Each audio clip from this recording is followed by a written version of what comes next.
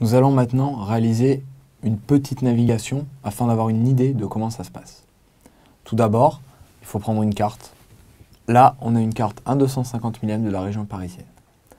Nous allons tracer un vol entre Fontenay-Trésigny, terrain situé ici,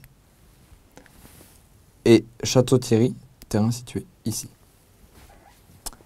Pour cela, nous allons prendre des points entre ces deux terrains. Tout d'abord, nous partons de Fontenay-Trésigny. Nous allons prendre le terrain de Coulommiers. C'est un terrain avec une piste en dur. C'est un assez bon terrain pour faire un point tournant. On pourra le repérer facilement. Et même par mauvais temps, car il a 2 grandes pistes en dur, donc il est idéal. Très cintré. Maintenant, nous allons chercher un point intéressant sur notre trajet. On voit un peu plus haut qu'il y a l'intersection entre une autoroute, en l'occurrence la 4, et une rivière, la Marne. Donc, nous allons tracer une ligne droite entre le terrain de Coulommiers et cette intersection entre la Marne et la 4. Pour finir notre vol, nous allons faire ce qu'on appelle un cheminement. Qu'est-ce qu'un cheminement?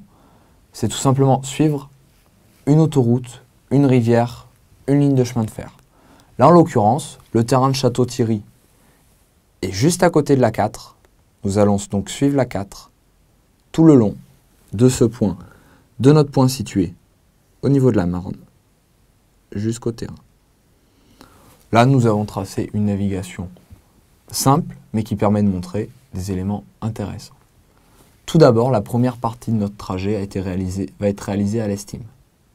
C'est-à-dire que l'on va calculer la distance entre Fontenay-Trésigny et Coulommiers, et la distance entre Coulommiers et le point au niveau de la Marne et de la 4.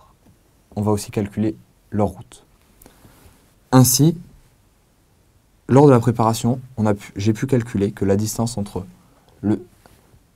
entre Fontenay-Trésigny et Coulommiers est de 9 nautiques. Il faudra suivre un cap de 27 degrés. Pour ce qui est entre Coulommiers et le point entre la 4 et la Marne, il y a une distance de 7 nautiques et il faudra prendre un cap de 10 degrés. Pour finir, le long de la 4, nous aurons une distance de 14 nautiques. Donc nous avons 9 nautiques sur cette première partie, 7 nautiques sur cette seconde partie, et 14 nautiques sur cette seconde partie. Avec un avion qui va à une vitesse de 120 nœuds, donc un avion déjà assez rapide, c'est un tout petit vol car il faut à peine une vingtaine de minutes, même pas, voilà, une vingtaine de minutes. Là, les points sont assez rapprochés. Idéalement, on prend des points tous les 15 nautiques sur des navigations plus longues. Ici, c'est une navigation courte, on peut se contenter de ça. Grâce à ces informations de temps, de cap, de distance, on va pouvoir prévoir notre vol. C'est-à-dire qu'on va pouvoir vérifier si on peut effectuer ce vol, c'est-à-dire si on rentre avant le coucher du soleil. La journée aéronautique démarre 30 minutes avant le lever du jour et se termine 30 minutes après le coucher du soleil. Il faut que notre vol puisse s'inscrire dans ce cadre-là. Bien évidemment, un vol de 20 minutes comme ici ne posera pas de problème. Il faudra aussi faire attention au vent, car si le vent est de face, notre vitesse sol sera beaucoup plus faible. Si notre avion va à 120 nœuds, soit environ 220 km/h, et qu'on a un vent de face de 20 nœuds, soit environ 35 km/h, 40 km/h, notre avion n'ira au sol qu'à 100 nœuds. Il faut tenir compte de ça. La distance sera, le temps de vol sera donc augmenté de 1 à 2 minutes sur un vol si court. C'est très peu. Et sur un vol long, il faut tenir compte de ça. A l'inverse, si le vent est dans notre dos, le temps que l'on perd, en réalité là, on va le gagner. Au lieu de mettre 20 minutes, si on a environ 20 nœuds dans le dos, on pourra mettre peut-être que 16 ou 17 minutes. Donc il faut absolument se renseigner sur l'état du vent avant de partir en vol. Si jamais on se perd, ici c'est fort peu probable, car la navigation est courte, très simple. Si on se perd, plusieurs techniques.